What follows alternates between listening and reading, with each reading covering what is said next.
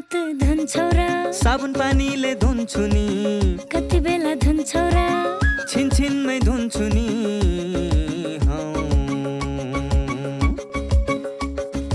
घरमा पस्दा अफिस पस्दा सधैँ धुन्छु हात कोरोनालाई यसै गरी भगाइदिन्छु म त घरमा पस्दा अफिस पस्दा सधैँ धुन्छु हात कोरोनालाई यसै गरी भगाइदिन्छु म त भान्सा छिर्नु अगाडि खाना खानु अगाडि जहाँ त्यही छोएपछि हातले छोपी खोकेपछि हात धुन्छौ र साबुन पानीले धुन्छु नि कति बेला धुन्छौ र छिनछिनमै धुन्छु नि कोरोनाबाट बच्ने 3 उपायहरू। व्यक्ति व्यक्ति बीच 2 मिटर टाढा बस्ने, घरबाट बाहिर निस्कँदा मास्क लगाउने र बेला बेलामा साबुन पानीले मिची 20 सेकेन्डसम्म हात धुने। कोरोनाबाट आफू पनि बचाउँ र अरूलाई पनि बचाउँ। दर्शकवृन्द नमस्कार। कार्यक्रम स्वस्थ जीवनको आजको श्रृङ्खलामा यहाँलाई हार्दिक स्वागत छ। कार्यक्रम लिएर आज पनि हामी उपस्थित भएका छौँ एनटिभी प्लस, एनटिभी कोहलपुर र एनटिभी इटारीमा अनि विभिन्न सामाजिक सञ्जालहरूमा पनि। हामी कहाँ कहाँ कसरी प्रस्तुत हुन्छौँ त्यसको विषयमा विस्तृत जानकारी अन्तिममा प्रस्तुत गर्नेछौँ। नेपाल सरकार स्वास्थ्य तथा जनसङ्ख्या मन्त्रालय, राष्ट्रिय स्वास्थ्य शिक्षा सूचना तथा सञ्चार केन्द्र र नेपाल टेलिभिजन बीचको सहकार्यमा यो कार्यक्रम निर्माण एवं प्रसार हुने गर्छ। दर्शकवृन्द, हामीले स्वास्थ्यका विभिन्न आयामहरूबाट यो कार्यक्रममा जानकारीमूलक सामग्री बढी प्रस्तुत गर्ने गरेका छौँ। त्यसै क्रमलाई आज पनि जोड्दैछौँ। हामी करिब 45 मिनटसम्म यो कार्यक्रममा तपाईँहरूसँगै रहनेछौँ। हामीले यहाँहरूलाई विभिन्न माध्यम पनि बताउने गरेका छौँ, जसमा यहाँहरूले टेलिफोन गरेर, एसएमएस गरेर, भाइबर गरेर आफ्नो जिज्ञासा पनि राख्न सक्नुहुन्छ। तिनै जिज्ञासाको आधारमा, तिनै प्रश्नको आधारमा विषय र विज्ञहरू हामी छनौट गर्ने गर्छौँ, जसको विषयमा पनि हामी अन्तिममा जानकारी प्रस्तुत गर्नेछौँ। त्यसका लागि यहाँहरूले कार्यक्रम अन्तिम समय हेर्नुपर्ने हुन्छ। त आजको यो 45 मिनटको समयमा हामीसँग मुख्य विषयहरू के छन् त? आउनुहोस् तिनको विषयमा एकैछिन जानकारी लिउँ।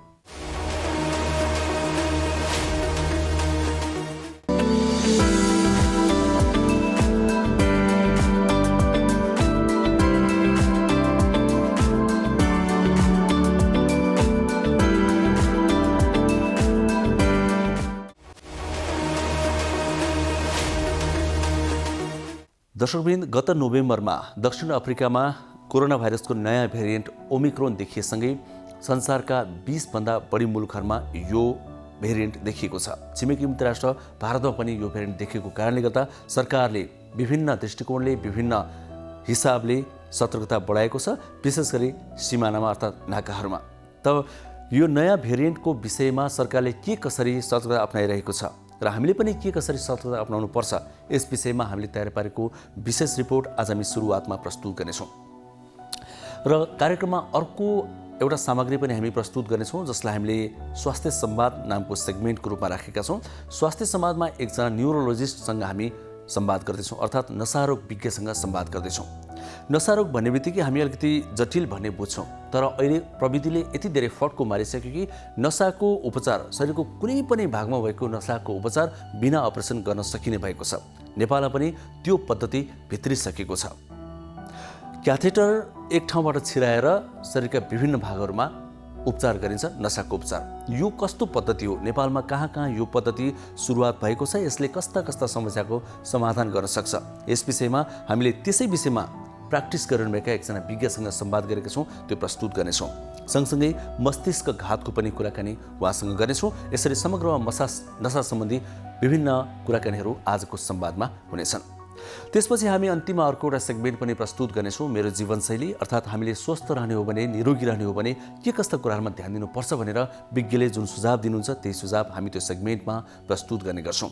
र समय रह्यो भने हामी बीचबीचमा अन्य विषयका पनि सामाजिक सन्देशहरू प्रस्तुत गर्नेछौँ। यसरी यो 45 मिनटको समयलाई सकेसम्म धेरै उपलब्धिमूलक बनाउने प्रयास हामी गर्नेछौँ। सुरुवातमा भने यो कोरोना भाइरसको नयाँ भेरिएन्ट ओमिक्रोनको विषयमा सरकारले के कस्ता सावधानी र सतर्कता अपनाएको छ, त्यस विषयमा हामीले तयार पारेको विशेष रिपोर्ट एकैछिन हेरौँ।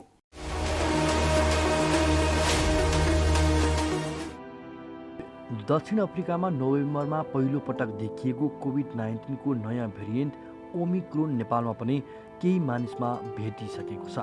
छिमेकी मुलुक भारतमा भने यो भेरिएन्ट तीव्र रूपमा फैलिरहेको छ। भारतका 20भन्दा धेरै राज्यमा तीव्र रूपमा फैलिएको छ। भारतसँग खुला सिमाना भएका कारण नेपालमा सहजै सङ्क्रमण फैलिएको विगतको अनुभवले थप सतर्कताको आवश्यकता परेको छ। कोरोनाको दोस्रो लहरको पीडा कम नहुँदै तेस्रो लहर आउने हो कि भनेर स्वास्थ्य क्षेत्रका विज्ञहरूले चिन्ता व्यक्त गर्न थालेका छन्। सीमा नाका खुल्ला भएका कारण नेपालमा ओमिक्रोन फैलिने क्रम तीव्र भएको भन्दै विज्ञहरूले नेपालमा सङ्क्रमण फैलिन नदिन सरकारले तयारीमा तीव्रता दिनुपर्नेमा जोड दिएका छन्। छिमेकी देश भारतमा सङ्क्रमण बढ्नु नेपालका लागि निकै जोखिमपूर्ण रहेकाले यसलाई रोकथाम गर्न सरकारले तीव्र रूपमा तयारी अगाडि बढाइरहेको छ। विश्व स्वास्थ्य सङ्गठनले पनि कोरोना भाइरसको डेल्टा र ओमिक्रोन भेरिएन्ट मिलेर संसारमा कोभिड-19 को नयाँ सङ्क्रमितको खतरनाक सुनामी ल्याइरहेको स्वास्थ्य तथा जनसङ्ख्या मन्त्रालयले आइसियुको व्यवस्थापन, अक्सिजनको व्यवस्थापनमा ध्यान दिएको छ। अहिले युरोपका अधिकांश देशले ओमिक्रोन भेरिएन्ट नियन्त्रण गर्न सङ्घर्ष गरिरहेका छन्। ओमिक्रोन भेरिएन्ट सङ्क्रमण तीव्र रूपमा फैलिने अनुसन्धानले देखाएको छ। यसअघिको डेल्टा भन्दा पनि यो भेरिएन्ट 5 गुणा बढी फैलिन सक्ने अनुसन्धानबाट पत्ता लागेको छ। यो भेरिएन्टलाई समाजमा फैलिन नदिन जनस्वास्थ्यका मापदण्ड पालना गर्नुपर्ने, मास्क लगाउनुपर्ने, सामाजिक दूरी कायम गर्ने नै प्रमुख उपाय हो। नयाँ भेरिएन्ट र कोरोनाको नयाँ लहरबाट जोगिन सरकारले परीक्षण बढाउने र खोप लगाउने कार्यलाई तीव्रता दिएको छ। नयाँ भेरिएन्ट समाजमा नफैलियोस् भनेर नेपाल प्रवेश गर्ने व्यक्तिको अनिवार्य पिसिआर गरिएको छ। विदेशबाट आएका नागरिकको पिसिआर रिपोर्ट पोजिटिभ आएमा तुरन्त जिन सिक्वेन्सिङ गर्ने गरिएको छ। हवाई नाका र विभिन्न सीमा नाकामा हेल्थ डेस्क राखेर टेस्ट गर्ने र यदि शङ्कास्पद भेटिएमा क्वारेन्टाइनमा राख्न निर्देशन दिएको छ। जनस्वास्थ्यका मापदण्ड पालना नभएसम्म नयाँ भेरिएन्ट समाजमा फैलिने जोखिम रहिरहने भएकाले सबैले आफ्नो तर्फबाट जनस्वास्थ्यका मापदण्ड पालना गर्नुपर्ने विज्ञहरूको भनाइ छ।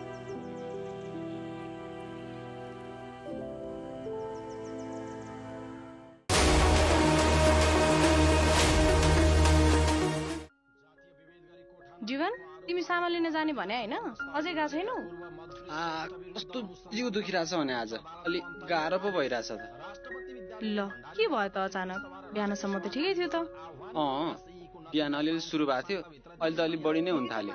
ज्वरो आउने, खोकी लाग्ने, घाँटी दुख्ने, रुगा लाग्ने र सास फेर्न गाह्रो हुने जस्ता समस्या देखिएका छन् भने तुरुन्तै कोभिड-19 को परीक्षण गराउनुहोस्। कतै तिमीलाई तिमी पनि कहिलेकाहीँ यस्तो भइहाल्छ नि। अब यति हुँदैमा कोरोना भन्न कसरी मिल्छ भन त? के थाहा, अहिलेको भाइरसको त लक्षण पनि कति धेरै छ रे, अनि पहिलाको भन्दा संक्रामक र कडा पनि छ रे। तिमी झन् डर नदेखाउ न मलाई, सामान्य दुख्या हो के, केही भएको छैन। यो बेला डर देखाउने भन्दा पनि जाँच गरेर ढुक्क हुने बेला हो। बरु गएर जाँच गरेर आऊ न। पर्दैन के। हेर, यदि तिमीलाई कोरोना लागेको भए तिमी हामी सबैलाई खतरा भयो, अनि पुरै परिवार नै जोखिममा भयो। के तिमीलाई हाम्रो माया लाग्दैन? हुन्छ, अब तिमीले भनेपछि मान्नै पर्यो नि। समयमै परीक्षण गरी रोगको पहिचान भयो भने आफूसँगै आफ्नो परिवारलाई पनि कोरोनाबाट बचाउन सकिन्छ। तपाईको ज्यानको सुरक्षा तपाईकै हातमा छ। सतर्क रहौं, सुरक्षित रहौं।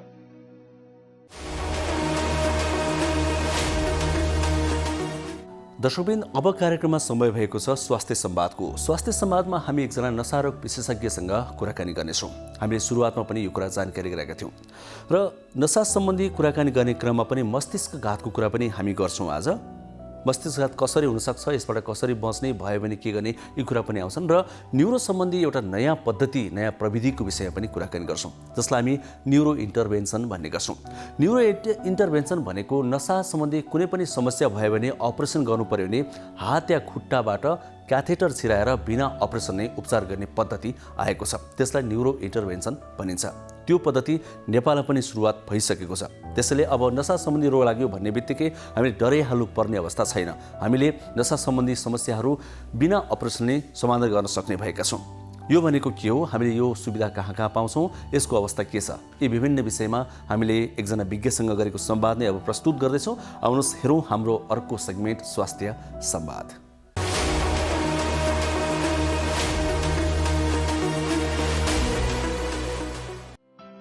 बिना शल्यक्रिया हात या खुट्टाको नसाबाट क्याथरेट सिराएर समस्याग्रस्त मस्तिष्कको नसाको उपचार गर्ने नयाँ प्रविधिलाई न्युरो इन्टरभेन्सन सर्जरी भनिन्छ। बन्द भएको मस्तिष्कको नसा खोल्ने, नसा च्यातिएर ह्यामरेज भए भित्रबाट सिलाउन सकिने अत्याधुनिक प्रविधि पनि न्युरो इन्टरभेन्सन हो। जसरी मुटुमा बन्द भएका रक्तनलीहरूलाई शल्यक्रिया नगरी हात वा खुट्टाको रक्तनलीबाट विभिन्न उपकरण प्रयोग गरी उपचार गरिन्छ, त्यसरी नै मस्तिष्कमा पनि अवरोध भएका रक्तनलीहरूको शल्यक्रिया नगरिकन उपचार गर्न सकिन्छ। न्युरो इन्टरभेन्सन पूर्ण रूपमा नेपालमा गर्न थालिएको केही वर्ष मात्र भएको छ। अहिले नेपालमा पनि यो प्रविधिबाट उपचार गर्न सकिन्छ। न्युरो इन्टरभेन्सन प्रविधिका साथै मस्तिष्कघातको अन्य उपचार पद्धति र मस्तिष्कघात हुन नदिन गर्नुपर्ने सावधानीका उपायहरूबारे न्युरो इन्टरभेन्सनिस्ट डाक्टर सुभाष भुयालसँग हामीले संवाद गरेका छौँ। न्युरो इन्टरभेन्सन भनेको अहिलेको एकदमै नयाँ आधुनिक टेक्नोलोजी हो। धेरै यसको बारेमा अवेरनेस पनि छैन। यसमा चाहिँ के हुन्छ भने यो एक खालको अपरेसन हो जसमा चाहिँ हामी दिमागको रगत लिएर जाने जुन नसा हुन्छ, रगत लिएर जाने नसाको चाहिँ हामी त्यसको अपरेसन चाहिँ टाउको नखोलिकन चाहिँ खुट्टाको नसाबाट गएर चाहिँ हामी अपरेसन गर्छौँ।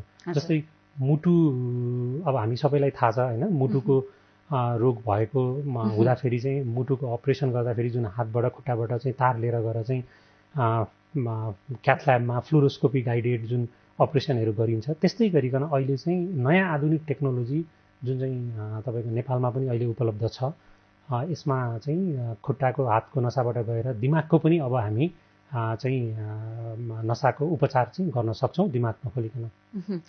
भनेपछि यो प्रविधिद्वारा चाहिँ कुन कुन उपचार गरिन्छ त? यो मस्तिष्कको जुन उपचारहरू समस्याहरू कुन कुनको चाहिँ? बेसिकली अब कस्तो हुन्छ भने यसमा चाहिँ हामी रगत लिएर जाने नसा, किनभने हाम्रो बाटो भनेको रगतको नसाबाट चाहिँ हामी तपाईँको अपरेसन गर्ने सामग्री लिएर जान्छौँ। त्यही भएर दिमागको रगतको नसाको कुनै पनि चाहिँ रोगहरू, जस्तै अब एकदमै भन्नै पर्ने र एकदमै अवेरनेस गराउनै पर्ने रोग भनेको स्ट्रोक, जसलाई हामी चाहिँ ब्रेन एट्याक पनि भन्छौँ, जसलाई चाहिँ मस्तिष्कघात पनि भनिन्छ।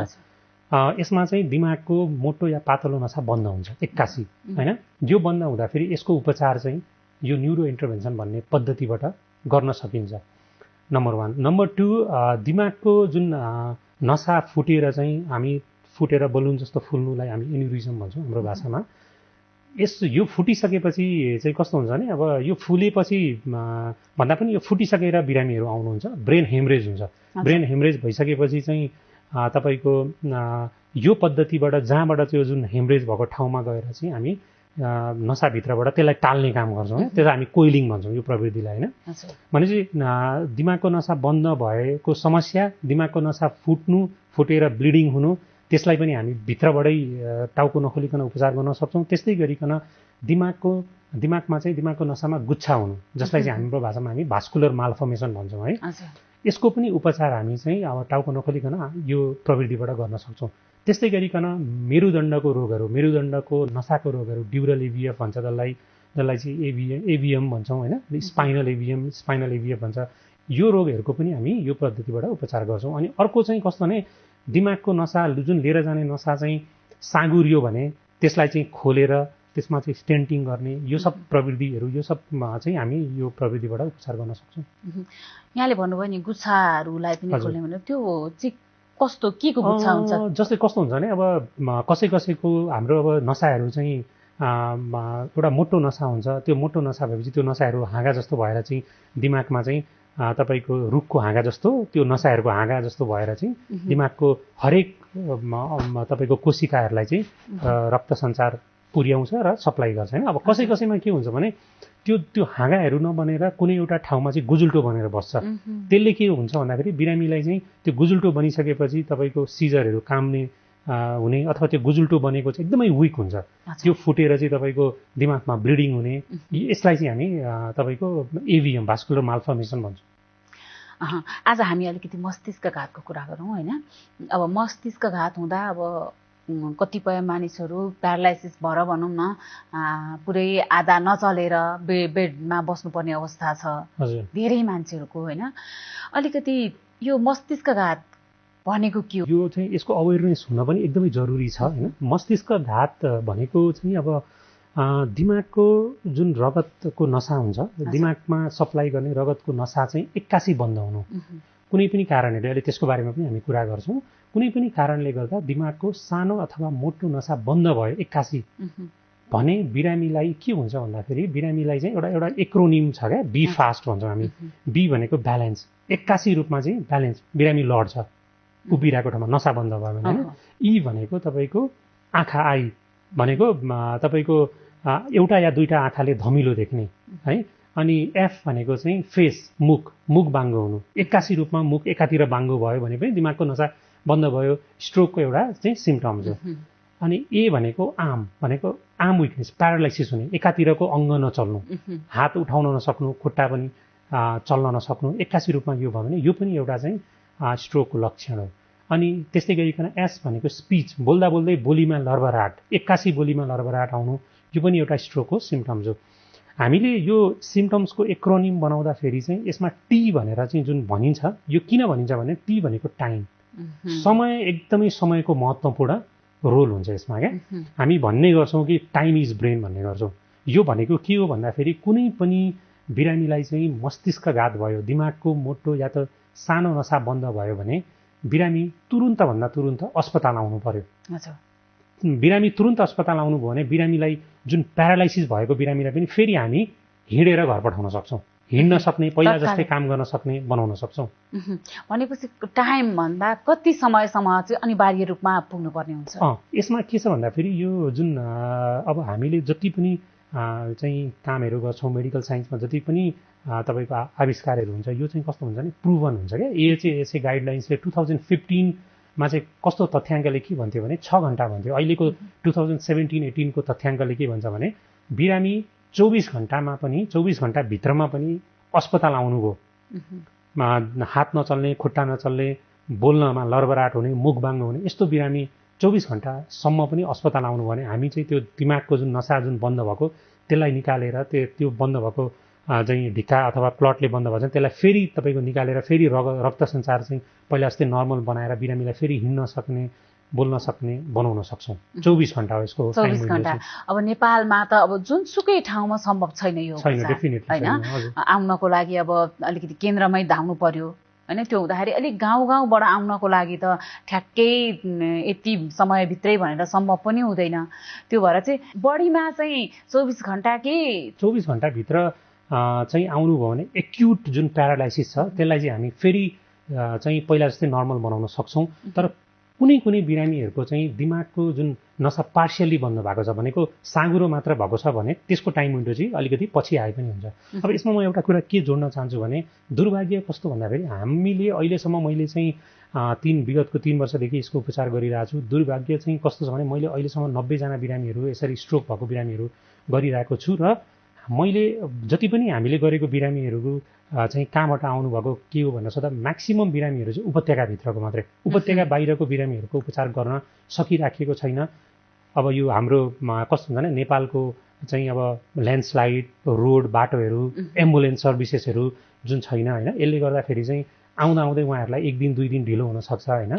त्यो पनि हुन्छ र यो जुन यहाँनिर चाहिँ यस्तो उपचार हुन्छ है मस्तिष्कघात, कतिपय अवस्थामा यो मस्तिष्कघात भएको भन्ने पनि थाहा हुँदैन। कतिजना बिरामीको दिमागको आफ्नो मान्छेहरूले कस्तो भने अब यो प्यारालाइसिस हुँदा चाहिँ यो के लागेको यस्तो यस्तो भन्ने चलन छ क्या। अझ अनि अब त्यो उहाँहरूले बुझ्नलाई नै अलिकति टाइम लाग्छ। त्यो हुँदाखेरि योसँग सम्बन्धित चेतना दिन जरुरी छ सुरुमा, यहाँ उपचार हुन्छ भनेर हैन। जस्तै मुटुको जुन नसा बन्द हुँदा चाहिँ मुटुमा चाहिँ तपाईँको स्केमिया भयो भने नसा बन्द भएर जुन समस्या एकदमै धेरै दुख्छ क्या बिरामीलाई, पेन एकदमै, किनभने पेन रिसेप्टरहरू हुन्छ होइन। अब नराम्रो भनौँ कि राम्रो भनौँ कि दिमागको नसा बन्द हुँदा चाहिँ बिरामीलाई दुख्दैन, किनभने पेन रिसेप्टर हुँदैन दिमागमा होइन। दिमागको नसा बन्द भयो भने मैले अघि भने नि बी फास्ट भनेपछि एउटा एकातिरको हात खुट्टा नचल्ने, मुख बाङ्गो हुने यो हुन्छ। अनि बिरामीहरू पेन नदुखेपछि अस्पताल दौडाउने त्यस्तो खालको चलन छैन क्या। अब यो भनेको एउटा मेडिकल इमर्जेन्सी हो, जस्तै हार्ट एट्याक भनेको मेडिकल इमर्जेन्सी हो, त्यस्तै गरिकन ब्रेन एट्याक भनेको पनि मेडिकल इमर्जेन्सी हो। अब यसमा चाहिँ कस्तो भने पेन हुँदैन, पेन नभएपछि कति बिरामीहरू तुरुन्त आउनु। अब मैले भनौँ न, मैले अहिले हजुरलाई यो भन्दै 24 घन्टाको जुन टाइम विन्डो एकदमै महत्त्वपूर्ण भनेर भने होइन। अब कतिपय बिरामीहरू होइन अब मकामा आउनुहुन्छ 36 घन्टा 48 घन्टामा आउनुहुन्छ। अब यो सबै थाहा पाएर क्या, थाहा पाउँदै समय लाग्छ।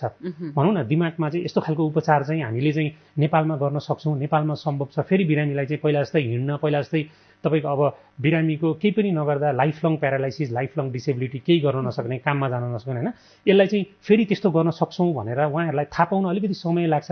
थाहा पाउँदै अलिकति समय लागेर बिरामी कतिजना आउनुहुन्छ 36 घन्टा 48 घन्टामा, डाक्टर साहब केही गर्न सकिँदैन, प्लिज गरिदिनुहोस्, हामी जे गर्न पनि त्यस्तो खालको कुराहरू हुन्छ। अब दुर्भाग्य कस्तो छ भने यो जस्तै मान्छे मरेपछि मान्छेलाई जीवित गर्न सकिँदैन, त्यस्तै गरिकन दिमागको नसाहरूको कोशिकाहरू चाहिँ 24 घन्टाभित्र दिमागको नसा बन्द भने मर्छ क्या। त्यो मरिसकेपछि त्यसलाई चाहिँ अहिलेसम्म त्यस्तो आविष्कार भएको छैन कि त्यसलाई फेरि जीवित गर्ने क्या। भनेपछि 24 घन्टाभित्रमा अनिवार्य किनभने त्यसलाई मर्नुभन्दा अगाडि मान्छे मरिसकेपछि त्यसलाई बचाउन सकिँदैन। त्यस्तै गरिकन दिमागको नसा बन्द भयो भने दिमागको कोशिकाहरू एउटा मर्ने टाइम तोकिदिएको छ क्या 24 घन्टा। त्यो 24 घन्टाभित्रमा आएर हामीले दिमागको नसा खुन्यौँ भने चाहिँ बिरामीको त्यो कोशिकाहरू मर्नबाट बच्छ र फेरि पहिला जस्तै हिँड्न सक्ने, बोल्न सक्ने त्यस्तो बनाउन सकिन्छ। डाक्टर साहब जस्तै अब मस्तिष्क घात हुँदाखेरि होइन, अब भइसकेपछि त भयो, कतिपय अवस्थामा कतिले थाहा पाउनुहुन्छ कतिले थाहा पाउनुहुन्न होइन। मस्तिष्क घात हुनुभन्दा अगाडि चाहिँ होइन कस्ता लक्षण देखिन्छन् त, के कस्ता लक्षणहरू देखियो भने चाहिँ यो मस्तिष्क घात हो? अब मस्तिष्क घात चाहिँ यो रोग भनेको एक्कासी हुने रोग हो क्या। यसलाई मेडिकल इमर्जेन्सी भन्छ। एक्कासी मैले अघि भने नि बी फास्ट, ब्यालेन्स बिग्रिनु, हेर्नमा गाह्रो हुनु, हात खुट्टामा कमजोरी, बोलीमा लरबराहट, आँखा, यो एक्कासी हुने रोग हो। यो समस्या एक्कासी आउँछ। अब यसमा चाहिँ के कारणले गर्दा मस्तिष्क घात हुन्छ भन्दाखेरि चाहिँ अब यसमा चाहिँ कस्तो भने अब मस्तिष्क घातमा जुन दिमागमा लिएर जाने रगतको नसा बन्द हुन्छ है।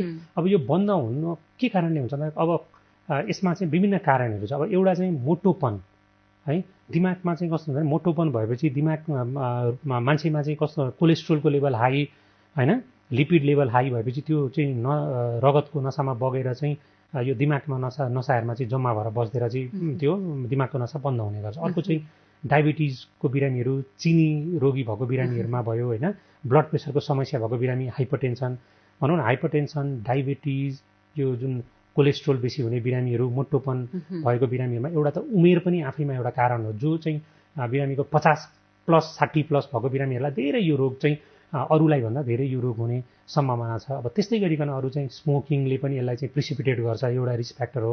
त्यस्तै गरिकन अल्कोहल इन्टेक होइन, यो पनि एउटा रिस्क फ्याक्टर हो। अनि अर्को चाहिँ कस्तो हुन्छ भने मुटुको समस्या भएको, जस्तै मुटुले रगत फ्याल्ने गर्छ क्या। मुटुको समस्या भएको बिरामीमा के हुन्छ भने मुटुले पर्याप्त रगत फ्यालेन भने मुटुमा चाहिँ रगत जम्ने गर्छ क्या। त्यो जमेको रगत गएर चाहिँ दिमागमा तपाईँको दिमागको नसालाई बन्द गरिन्छ। त्यही भएर मुटुको रोगी भएको बिरामीले नियमित रूपमा औषधि खानु भएन भने पनि यो जुन स्ट्रोक भन्ने रोग चाहिँ लाग्न सक्छ। त्यस्तै गरिकन अब अरू भनेको हाम्रो शरीरमा चाहिँ रगत पातलो गर्ने तत्त्वहरू हुन्छन् है, त्यो तत्त्वहरू चाहिँ कमी भयो भने अथवा हामीलाई चाहिँ कुनै रोग अब जस्तै अब प्रेग्नेन्सीको टाइममा हर्मोनलले गर्दाखेरि, त्यस्तै गरिकन अब कुनै ट्युमर भएको केसमा चाहिँ शरीरमा चाहिँ रगत चाहिँ अलिकति बाक्लो हुने गर्छ क्या। त्यस्तो कन्डिसनमा पनि यो रोग चाहिँ लाग्न सक्छ। यो जुन रोगहरू भयो नि, मस्तिष्क घात अनि यहाँले भन्नुभयो ब्रेन हेमरेज, यी रोगको लागि चाहिँ कुन उपचार पद्धतिद्वारा उपचार गरिन्छ त? अब हजुरको कस्तो छ भने मस्तिष्क घातमा जुन दिमागको रगतको नसा बन्द हुनु, यसको उपचार चाहिँ दुईटा तरिकाले गरिन्छ। एउटा चाहिँ हजुरको बन्द भएको जुन नसा छ, त्यो नसामा जुन क्लटले गर्दा बन्द हुन्छ त्यसलाई क्लट ब्लस्टर ड्रग्सहरू क्या, त्यसलाई लाइसिस गर्ने मेडिसिन दिएर चाहिँ गर्न सकिन्छ। तर कस्तो भने त्यसको लागि चाहिँ विन्डो पिरियड एकदमै कम छ, 4.5 घन्टाभन्दा भित्र चाहिँ बिरामी अस्पताल आउनुपर्छ। र अहिले नयाँ तथ्याङ्कले के भन्छ भने मोटो नसा बन्द भएकोमा चाहिँ त्यो औषधिको त्यति राम्रो रिजल्ट छैन। सानो नसा बन्द हुँदा चाहिँ राम्रो छ रिजल्ट है। मोटो नसा बन्द हुँदा चाहिँ अहिले एएचएसए गाइडलाइन्सले चाहिँ गर्नैपर्ने उपचार चाहिँ यो जुन एउटा तार लिएर गएर चाहिँ यो खुट्टाको नसाबाट हामी एउटा तार लिएर गएर झिल्नी जस्तो कुरा अथवा जुन तान्ने कुराले चाहिँ त्यो जुन बन्द भएको नसा छ त्यसलाई चाहिँ त्यसमा जे फोरहरूले गर्दा बन्द भएको त्यसलाई चाहिँ हामी निकाल्न सक्छौँ। यसलाई हामी के भन्छौँ भने मेकानिकल थ्रोम्बेक्टोमी भन्छ। यो चाहिँ एउटा चाहिँ क्याथ ल्याबमा चाहिँ खुट्टाको नसामा सानो 3 mm को पुवाल बनाएर चाहिँ त्यहाँबाट हामी यो ट्युब्सहरू तारहरू लिएर गएर चाहिँ जहाँ बन्द भएको छ त्यो ठाउँसम्म पुगेर त्यो बन्द भएको कुरालाई चाहिँ समातेर एउटा समात्ने कुराहरू लिएर गएर त्यसले चाहिँ निकालेर चाहिँ हामी फेरि त्यसलाई खोलेर चाहिँ रक्त सञ्चारलाई हामी पहिला जस्तै बनाउन सक्छौँ। यो मस्तिष्कघातको चाहिँ यसरी 2 किसिमको उपचार छ है। अब ब्रेन हेमरेज हुँदा फेरि हजुरको यसमा चाहिँ अब एउटा चाहिँ टाउको खोलेर जुन गरिन्छ, जुन पहिलेदेखि नेपालमा डाक्टर साहबहरूले गरिराख्नु भएको छ, न्युरो सर्जनहरूले गर्नुहुन्छ त्यो होइन। एउटा चाहिँ त्यो प्रविधिबाट गर्न सकिन्छ। अर्को प्रविधि भनेको चाहिँ अब तपाईँको यो चाहिँ नयाँ आधुनिक प्रविधि हो। यसमा चाहिँ हामीले टाउको खोल्नु पर्दैन है। यसमा पनि कस्तो भने जस्तै खुट्टाको नसाबाट चाहिँ त्यही 3 mm को तार लिएर गएर चाहिँ जुन चाहिँ नसा चाहिँ फुटेर चाहिँ दिमागमा हेमरेज भएको त्यो नसालाई हामी टाल्ने गर्छौँ क्या। जस्तै हामीले चाहिँ एउटा एक्सरेको मद्दतले चाहिँ मोनिटरमा हेर्दै तपाईँको तार लिएर गएर चाहिँ जहाँनिर च्यातिएको छ त्यो च्यातिएको नसालाई चाहिँ हामी चाहिँ तपाईँको बन्द गर्छौँ। अब यो प्रविधि चाहिँ अहिले अब कस्तो हुन्छ भने मेडिकल साइन्समा चाहिँ कुनै पनि प्रविधिहरू निक्लिन्छ भने बिरामीलाई सहज होस्, बिरामीलाई चाहिँ लेस कम्प्लिकेसन होइन, एकदमै कम कम्प्लिकेसनमा कम्प्लिकेसनै हुँदैन भन्न सकिँदैन होइन, लेस कम्प्लिकेसनमा चाहिँ बिरामीको उपचार होस् भनेर नै नयाँ आधुनिक प्रविधिहरू आउँछ। अब हामीले चाहिँ यो प्रविधिबाट दिमागको नसा बन्द हुनु अथवा दिमागको नसा चाहिँ च्यातिएर चाहिँ ब्रेन हेमरेज हुनु यस्तो बिरामीको उपचार लगभग 700-800 बिरामीहरू उपचार गरिसकेका छौँ। हाम्रो अब भनौँ न अब कम्प्लिकेसन रेट हामीले साँच्चै कुरा गर्ने भने मोर देन तपाईँको 95% चाहिँ आउटकम राम्रो छ क्या। 5% केसमा चाहिँ बिरामीहरू चाहिँ अब अपरेसनको क्रममा कसैको मृत्यु पनि भएको छ। भनौँ न ओभरअल कम्प्लिकेसन चाहिँ धेरै नै कम छ त्यसमा। भनेपछि यो उपचार पद्धतिद्वारा उपचार गर्दाखेरि बिरामीहरू कति समयमा चाहिँ ठिक हुनुहुन्छ त? अब यसमा चाहिँ कस्तो हुन्छ डिपेन्ड गर्छ हजुरको अब बिरामीको दिमागको नसा फुटेर चाहिँ दिमागमा ब्रेन हेमरेज भएर आउनुभयो भने अब दिमागमा कति धेरै ब्लिडिङ भएको छ, एकदमै थोरै ब्लिडिङ भएको छ बिरामीको हामी जिसिएस भन्छौँ। बिरामी एकदमै ठिकै हुनुहुन्छ, ठिकै तरिकाले अस्पताल आउनु भने बिरामीलाई हामी यो अपरेसनबाट चाहिँ जुन न्युरो इन्टरभेन्सन पद्धतिबाट चाहिँ अब मैले अहिले जति पनि अपरेसन गराएको छ बिरामीलाई म्याक्सिमम 2 दिन जति आइसियुमा राखेर भनौँ न लगभग 5 दिन 7 दिन वार्डमा राखेर चाहिँ एराउन्ड 10 डेज जस्तोमा चाहिँ बिरामीलाई चाहिँ मतलब घर पठाउने गरिन्छ। टाउको चिर्नु नपर्ने भनेपछि त धेरै सजिलो भयो। अब त्यो अपरेसन गर्नको लागि पनि डर कम भयो। अब टाउको चिरेर अपरेसन गर्दाखेरि चाहिँ अलिकति डरै हुन्छ, टाउको चिरेपछि के होला भन्ने डरै हुन्छ होइन। कतिको महँगो हुन्छ यो? अब यस्तो छ, अब महँगोको कुरा गर्दाखेरि यो महँगो छ यो उपचार। अब यसमा चाहिँ हजुरको कस्तो छ भने यसमा जुन सामानहरू हुन्छ होइन, अब यो जुन तारहरू भने मैले जुन कोइल्सहरू हो यो चाहिँ नेपाल इन्डियामा बन्दैन, यो चाहिँ अमेरिका युरोपमा बनेर चाहिँ नेपालमा आउँछ है। अनि अब यो मैले चाहिँ all India institute of medical science new दिल्लीबाट चाहिँ भनौँ न यो कोर्स गरेको हो होइन। नेपालमा अब इन्डियामा पनि त्यही थियो अरे। अब नेपालमा आउँदाखेरि अब यो जुन भनौँ न ट्याक्स सबै तिरेर आउँदाखेरि यो सामानहरू चाहिँ महँगो छ। एउटा तारको अथवा एउटा ट्युबको लगभग नेपाली करेन्सीमा 70-80 हजारसम्म पर्छ है। अब यो उपचार पद्धति चाहिँ जबसम्म चाहिँ अब यो रोगलाई चाहिँ यो स्ट्रोक अथवा यो ब्रेन हेमरेजको यो रोगलाई चाहिँ एकदमै गभर्मेन्टको लेभलबाट चाहिँ जबसम्म सहयोग हुँदैन, अब यो सामानहरू भित्रिँदाखेरि ट्याक्स फ्री गरेर चाहिँ सामान भित्रिने होइन।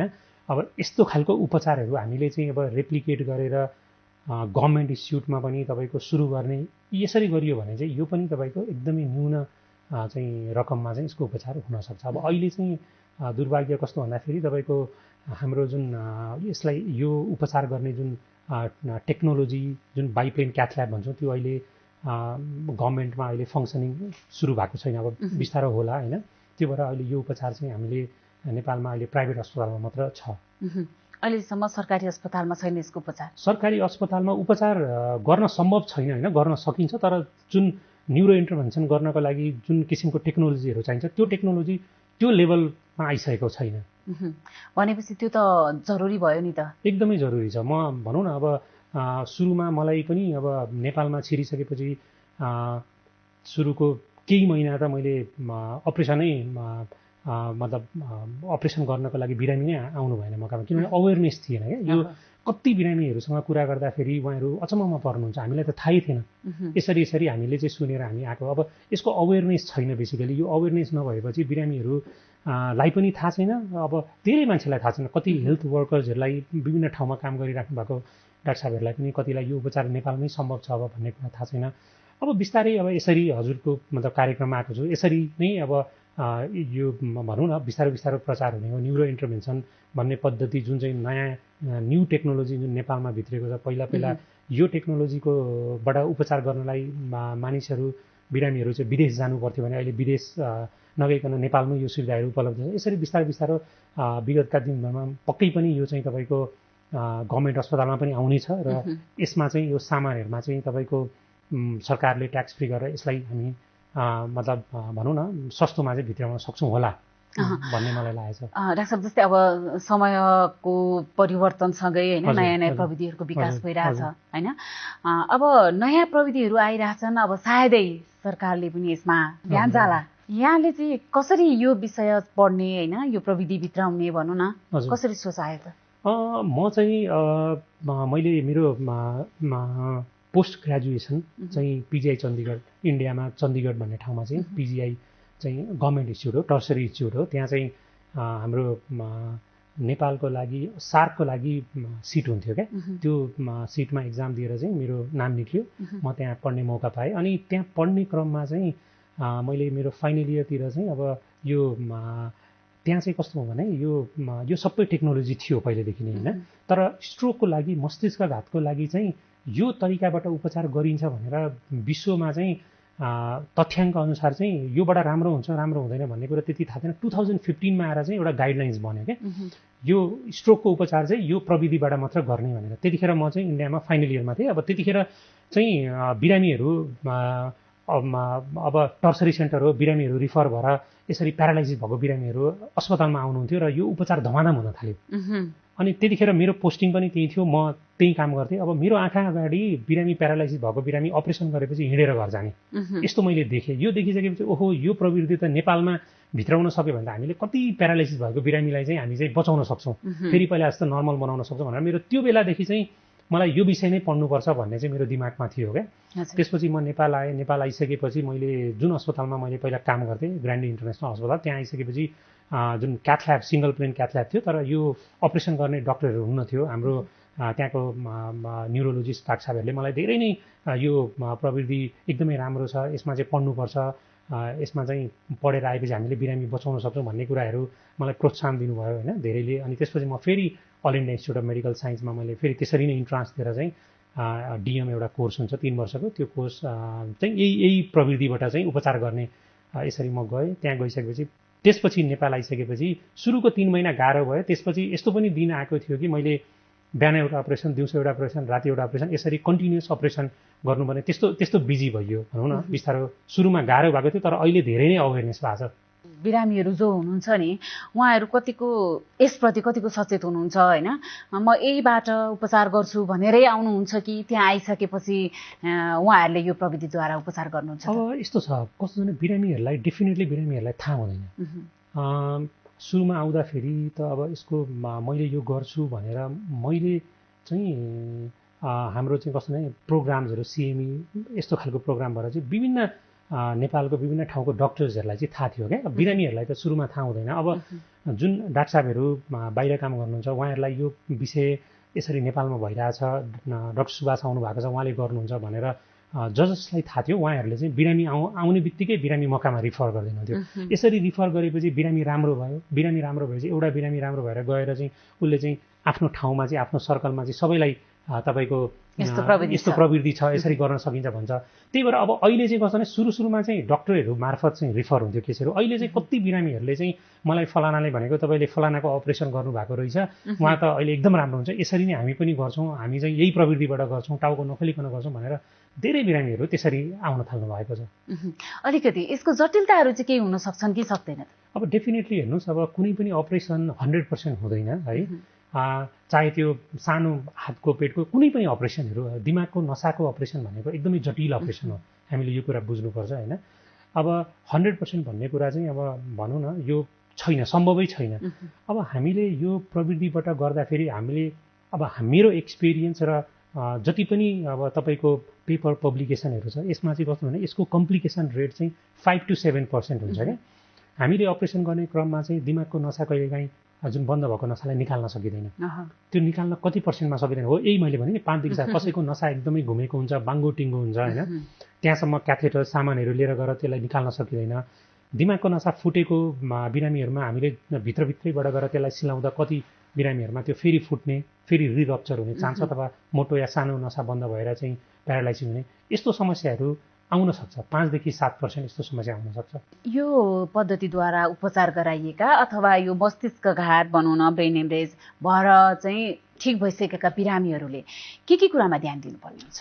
अब सबैभन्दा पहिला त जसलाई मस्तिष्कघात भएको छ एकपल्ट होइन, त्यो बिरामीलाई उपचार भएर राम्रै भए पनि फेरि दोस्रोपल्ट चाहिँ मस्तिष्कघात हुने चान्स अरू नर्मल बिरामीभन्दा अलिक बेसी हुन्छ है। अब यस्तो बिरामीहरूले चाहिँ म सबै बिरामीलाई के भन्ने गर्छु भन्दाखेरि खानपिन भन्नुहुन्छ मलाई होइन, उहाँहरू म 3टा कुरा ध्यान दिनुहुन्छ। एउटा चाहिँ चिल्लो कुराहरू नखानु, अर्को चाहिँ तपाईँको नुनिलो कुराहरू धेरै खानु भएन, नुन धेरै भएको होइन, अर्को चाहिँ कस्तो भने गुलियो कुराहरू खानु भएन है।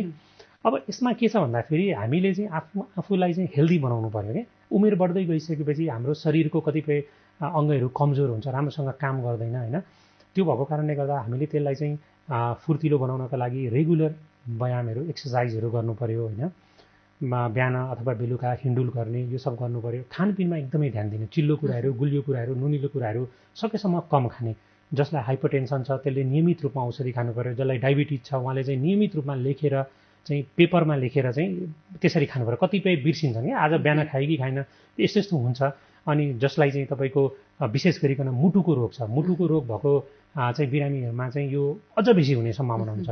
मुटुको रोगको बिरामीहरूले चाहिँ जुन औषधि छ यो नियमित रूपमा खानुपर्ने र मुटु जुन नियमित रूपमा जचाउन आउनुपर्ने, यो सबै कुरा गरेपछि चाहिँ हामी योबाट डेफिनेटली बच्न सक्छौँ।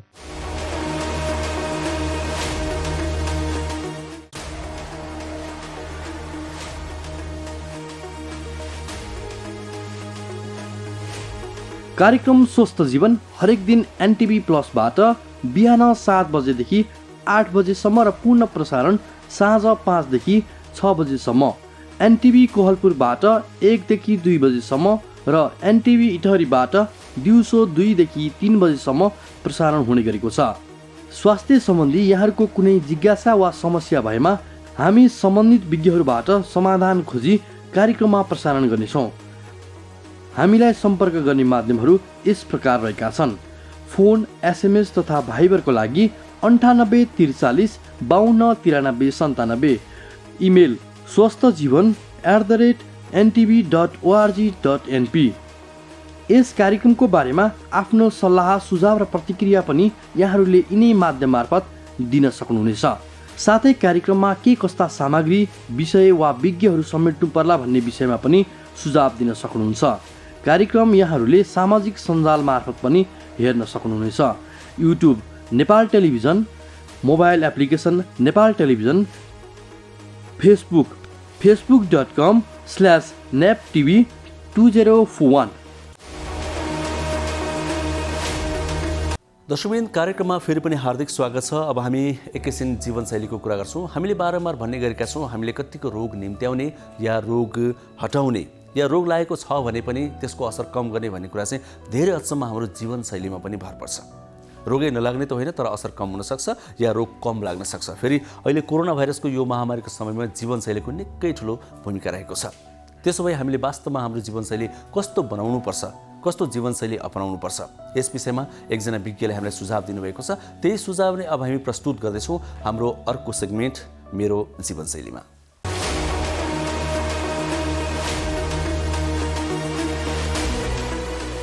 नमस्कार।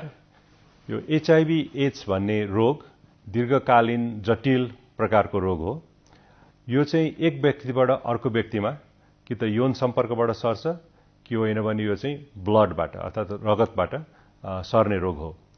यो रोग जो व्यक्तिहरूको चाहिँ यौन सम्पर्क विभिन्न प्रकारका व्यक्तिहरूसँग अथवा मल्टिपल सेक्सुअल पार्टनरहरू छ त्यहाँबाट सर्ने हुनाले त्यो प्रकारको बिहेभियरहरूलाई चेन्ज गर्नुपर्ने हुन्छ अथवा धेरैजना यौन सम्पर्क भएको छ भने प्रोटेक्सन यो कन्ट्रासेप्टिभ्सहरू युज गरेर प्रोटेक्सन गर्नुपर्ने हुन्छ। त्यस्तै प्रकारले यो रोगको ठुलो जोखिममा चाहिँ अर्को आइभी ड्रग युज जसले गर्नुहुन्छ उहाँहरू हुनुहुन्छ। त्यसको लागि आइभी ड्रग गर्ने यो जुन बिहेभियर छ त्यसलाई त्यागौँ र त्याग्न सकिन्न भने फ्रेस निडलले मात्रै आइभी ड्रगहरू युज गर्नुपर्ने हुन्छ। तेस्रो ग्रुप यो सर्ने चाहिँ हाम्रो बालबच्चाहरूलाई गर्भवती आमा एचआइभी पोजिटिभ हुनुहुन्छ भने उहाँहरूबाट सर्न सक्छ। त्यसैले सबै नै गर्भवती महिलाहरूले चाहिँ आफ्नो टेस्ट गराएर गर्भवती भएको बेला टेस्ट गरायो भने आफ्नो बालबच्चाहरूलाई सराउनबाट बच्न सकिन्छ। त्यसको लागि यदि एचआइभी पोजिटिभ आउनुभएको छ भने डाक्टरलाई तुरुन्तै सम्पर्क राखेर उचित प्रकारको औषधि खानुपर्ने हुन्छ। त्यो औषधि सेवन गर्यो भने नानीहरूलाई सर्ने चान्स धेरै नै कम हुन्छ। त्यस्तै किसिमले नानी जन्मिसकेपछि पहिलो कुरा नानीलाई टेस्ट पोजिटिभ छ कि छैन भनेर हेर्नुपर्छ। पोजिटिभ छ भने उनीहरूलाई 6 हप्तासम्म औषधि खुवाइन्छ। त्यो औषधि खुवायो भने नानीहरूलाई सरिसकेको छ भने पनि त्यसलाई चाहिँ बचाउन सकिन्छ उहाँहरूलाई। त्यस्तै किसिमले जो बच्चाहरू जन्मिसकेको छ उसलाई चाहिँ एचआइभी पोजिटिभ आमाहरूले स्तनपान गराउनु हुँदैन किनभने नानीलाई सर्न सक्छ। अब कसैलाई एचआइभी एड्सको आफूलाई रोग लागेको छ कि छैन भन्ने किसिमको शङ्का लागेको छ भने तुरुन्तै गएर जचाउनु पर्ने हुन्छ। त्यसरी जाँच गरेपछि उहाँहरूले चाहिँ औषधि खायो भने त्यो रोगलाई चाहिँ एक किसिमले कन्ट्रोल गरेर जसरी हामीले हाई ब्लड प्रेसर अथवा डायबिटिजहरूलाई कन्ट्रोल गरेर राख्न सकिन्छ त्यस्तै किसिमले दिनौँ औषधि खायो भने त्यसलाई कन्ट्रोल गर्न सकिन्छ। तर त्यो औषधि जसले खाइराख्नु भएको छ उहाँहरूले त्यो औषधि बन्द गर्नु हुँदैन किनभने औषधि बन्द गर्यो भने फेरि एचआइभीले तुरुन्तैसँग बढेर गएर एड्स गराउन सक्छ। त्यसैले औषधिहरू सेवन गरेर बारम्बार डाक्टरहरू यो एचआइभी यो एआरटी क्लिनिक भन्छ अस्पतालहरूमा एआरटी क्लिनिकहरूमा गएर चाहिँ रेगुलर रूपमा जाँच गराउने औषधहरू खाने गर्यो भने यो रोगलाई चाहिँ राम्रोसँग कन्ट्रोल गरेर राख्न सकिन्छ र धेरै धेरै वर्षसम्म बाँच्न सकिन्छ। त्यसैले पहिलो कुरो जुन चाहिँ रोग लाग्ने बाटोहरू छन् जुन किसिमले चाहिँ आफ्नो रिस्क हुन्छ त्यो रिस्कलाई घटाएर यो मल्टिपल सेक्सुअल पार्टनरहरू अथवा आइभी ड्रग युजहरू गर्ने बानीहरूलाई त्यागौँ र कसैको त्यस्तो बानीहरू छ भने गएर तुरुन्तै चेकअप गराएर एचआइभी डायग्नोसिस गरेर औषधि खाऊँ र आफूलाई पनि बचाऊँ अरूलाई पनि बचाऊँ र अरूलाई पनि एजुकेट गरौँ।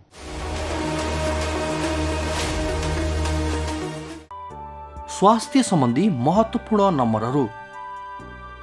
स्वास्थ्य सम्बन्धी कुनै पनि जानकारी र सहयोगका लागि स्वास्थ्य तथा जनसङ्ख्या मन्त्रालयका हटलाइन नम्बरहरू 1115 र 1133 वा मोबाइल नम्बर 98512 55839। एम्बुलेन्स सेवाको लागि 102 र 112। वैदेशिक रोजगारीको क्रममा स्वास्थ्यमा समस्या भएमा अन्य सहयोग वा जानकारी आवश्यक परेमा श्रम रोजगार तथा सामाजिक सुरक्षा मन्त्रालयको हटलाइन नम्बर 1141। शान्ति सुरक्षा र अन्य सहयोगका लागि नेपाल प्रहरीको नम्बर 100। सशस्त्र प्रहरी बलको नम्बर 1114। रगत आवश्यक परेमा ब्लड बैंकको नम्बर 01 42 25 344।